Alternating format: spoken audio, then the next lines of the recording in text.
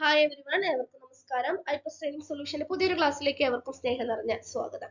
HSA notification വന്നു. നമ്മളെല്ലാവരും കൃത്യമായിട്ട് ഡിസ്ട്രിക്റ്റ് ഒക്കെ സെലക്ട് ചെയ്തിട്ട് അപ്ലിക്കേഷൻ അയച്ചിട്ടുണ്ടാകും. ഇനി സീരിയസ് ആയിട്ട് പരീക്ഷയ്ക്ക് പഠിച്ചുകൊണ്ടിരിക്കേണ്ടുന്ന അല്ലെങ്കിൽ പഠിച്ചു തുടങ്ങേണ്ടുന്ന ഒരു സമയത്തിലൂടെയാണ് നമ്മൾ കടന്നു പോയിക്കൊണ്ടിരിക്കുന്നത്.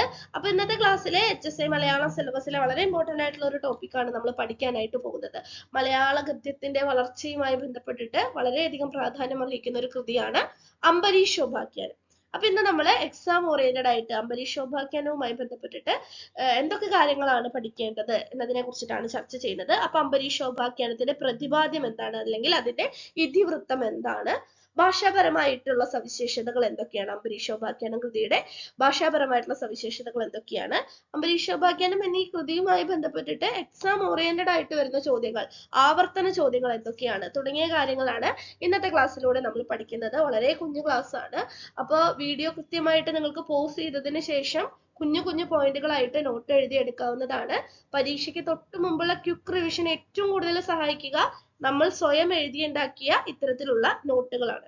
അപ്പൊ നോട്ട് എഴുതിയെടുക്കാൻ ആരും മറക്കരുത്. ക്ലാസ് കണ്ടതിന് ശേഷം ക്ലാസ്സിനെ കുറിച്ചിട്ടുള്ള അഭിപ്രായവും കമന്റ് ബോക്സിൽ രേഖപ്പെടുത്തേണ്ടതാണ്.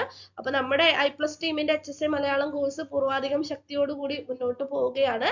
വീക്കെൻഡ് ടെസ്റ്റുകളും യൂണിറ്റ് ടെസ്റ്റുകളും ഫൈനൽ ടെസ്റ്റുകളും ടെക്സ്റ്റ് ബുക്ക് അനാലിസിസുകളും ജനറൽ പേപ്പറിന്റെയും സബ്ജക്ട് പേപ്പറിന്റെയും ലൈവ് സെക്ഷനുകളുമായിട്ട് ഐപ്ലസിന്റെ HSA മലയാളം കോഴ്സ് റെഡിയാണ്. അപ്പൊ താഴെ ഡിസ്ക്രിപ്ഷൻ ബോക്സിലെ മോക്ക് ക്ലാസ്സുകളുടെ ലിങ്ക് ഉണ്ട്. ക്ലാസ്സുകൾ കണ്ട് ഇഷ്ടപ്പെട്ടാൽ നിങ്ങൾക്ക് കോഴ്സ് എടുക്കാവുന്നതാണ്. അപ്പൊ ഇന്നത്തെ ക്ലാസ്സിലേക്ക് കടക്കുകയാണ്. അംബരീഷോപാഖ്യാനം.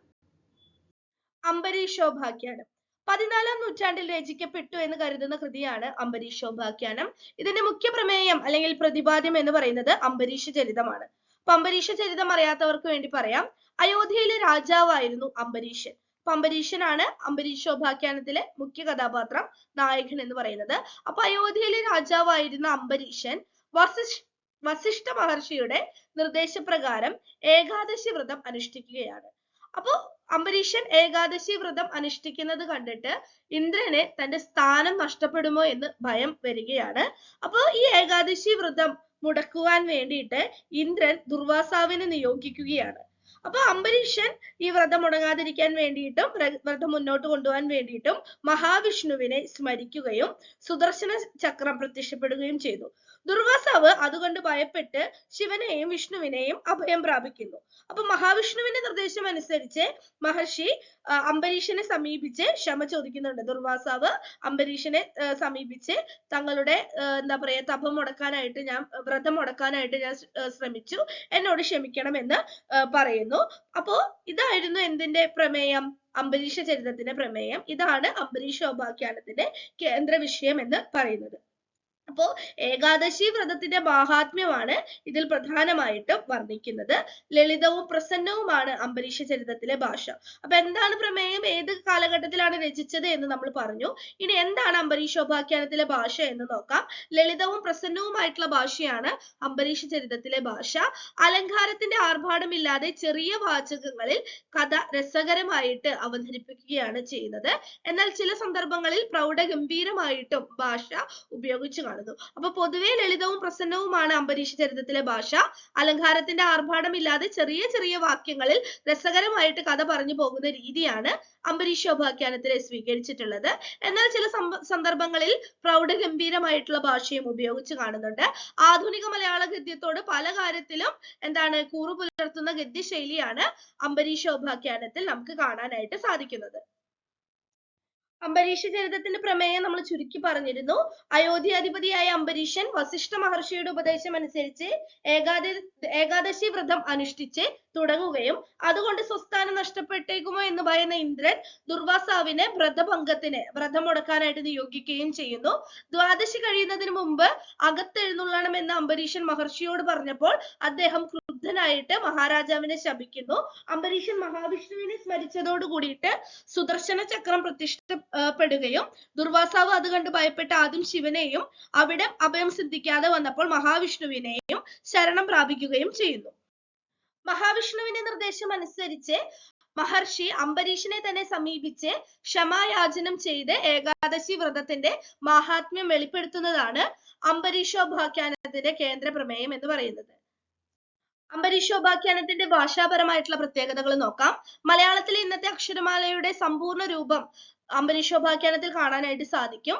മലയാളത്തിൽ ഇന്ന് നിലവിലില്ലാത്ത ചില വർണ്ണ പരിവർത്തനങ്ങളും ഇപ്പൊ കരുൾ, കരൾ, കുടർ, കുടൽ, കുവള, കുമിളി, പരുമാറി, പെരുമാറി ഇത്തരത്തിലുള്ള പല പ്രയോഗങ്ങളും ഉപയോഗിച്ച് കാണുന്നുണ്ട്. വകാരത്തിനു പകരം ഭകാരമാണ് ഉപയോഗിച്ച് കാണുന്നത്.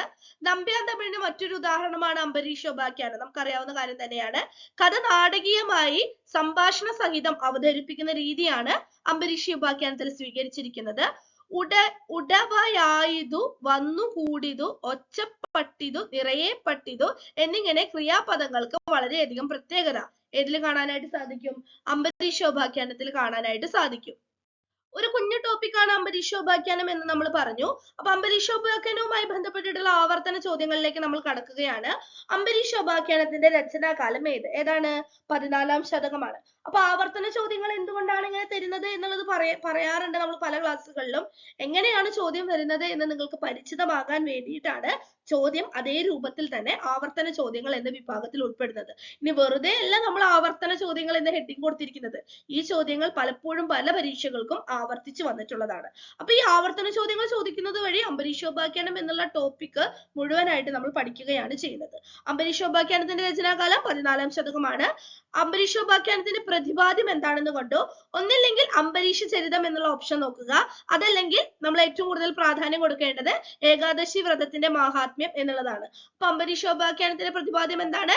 ഏകാദശി വ്രതത്തിന്റെ മഹാത്മ്യമാണ്. സംസ്കൃതത്തിന്റെ അതിപ്രസരം അധികം കാണാത്തത് കൊണ്ട് ദക്ഷിണാധ്യനായ ഒരു പണ്ഡിതനാണ് അംബരീഷോപാഖ്യാനം രചിച്ചത് എന്ന് അഭിപ്രായപ്പെട്ടത് പ്രൊഫസർ CL ആന്റണിയാണ്. സംസ്കൃത ഭാഷയുടേതായ അതിപ്രസരം ഒന്നും തന്നെ അംബരീഷോപാഖ്യാനത്തിൽ നമുക്ക് കാണാനായിട്ട് സാധിക്കുന്നില്ല. അതുകൊണ്ട് തന്നെ ദക്ഷിണേന്ത്യക്കാരനായിട്ടുള്ള ഒരു വ്യക്തിയാകാം അംബരീഷോപാഖ്യാനം എഴുതിയത് എന്നാണ് ആര് നിരൂപിക്കുന്നത്? CL ആന്റണി അഭിപ്രായപ്പെടുന്നത്. അടുത്ത പോയിന്റും ഒരു പണ്ഡിതാഭിപ്രായമാണ്. വിഷ്ണു ഭക്തിക്കും വ്രതാനുഷ്ഠാനങ്ങൾക്കും AD 14ാം നൂറ്റാണ്ട് മുതൽ കേരളത്തിൽ ഗണ്യമായ പ്രചാരം സിദ്ധിച്ചിരുന്നു എന്നും അക്കാലത്ത് വിഷ്ണുഭക്തി പ്രചോദകങ്ങളായ അനേകം ഗദ്യപദ്യ കൃതികൾ ഉണ്ടായ കൂട്ടത്തിൽ ആവിർഭവിച്ചതാണ് അംബരീഷോപാഖ്യാനം എന്നും അഭിപ്രായപ്പെട്ടത് ആരാണ്? CL ആന്റണിയാണ്. അംബരീഷോപാഖ്യാനത്തിന്റെ കൂടെ തന്നെ നമ്മൾ പഠിക്കേണ്ടുന്ന ഒരു ടോപ്പിക്കാണ് നളോപാഖ്യാനം. അപ്പൊ ഇതും കൂടി ആകുമ്പോൾ നമ്പ്യാർ തമിഴുമായി ബന്ധപ്പെട്ടുള്ള കൃതികൾ കഴിയുകയാണ്. നമ്പ്യാർ തമിഴിൽ രചിക്കപ്പെട്ടിട്ടുള്ള അജ്ഞാത കർത്തൃകമായിട്ടുള്ള കൃതിയാണ് നളോപാഖ്യാനം. 14ാം നൂറ്റാണ്ടാണ് ഇതിന്റെ രചനാകാലം എന്ന് കണക്കാക്കാം. നളമഹാരാജാവ് ലോകപാലകന്മാരെ സന്ദർശിക്കുന്നത് മുതൽ പുഷ്കരനിൽ നിന്ന് രാജ്യം വീണ്ടെടുത്ത് ഭരിക്കുന്നത് വരെയുള്ള കഥാഭാഗമാണ് നളോപാഖ്യാനത്തിലെ പ്രതിപാദ്യം. അപ്പൊ നളോപാഖ്യാനം നമ്പ്യാർ തമിഴിൽ രചിക്കപ്പെട്ടിട്ടുള്ള അജ്ഞാത കർത്തൃകമായിട്ടുള്ള ഒരു കൃതിയാണ് എന്നും 14ാം നൂറ്റാണ്ടാണ് ഇതിന്റെ രചനാകാലം എന്നും ഓർത്തു വെച്ചാൽ മതി. എക്സാം ഓറിയന്റഡ് ആയിട്ട് നമ്മൾ ഫോക്കസ് ചെയ്യേണ്ട പോയിന്റുകൾ ഇത്ര മാത്രമാണ്. ഇന്നത്തെ ക്ലാസ് എല്ലാവർക്കും ഉപകാരപ്രദമായി എന്ന് കരുതുന്നു. Thank you learners.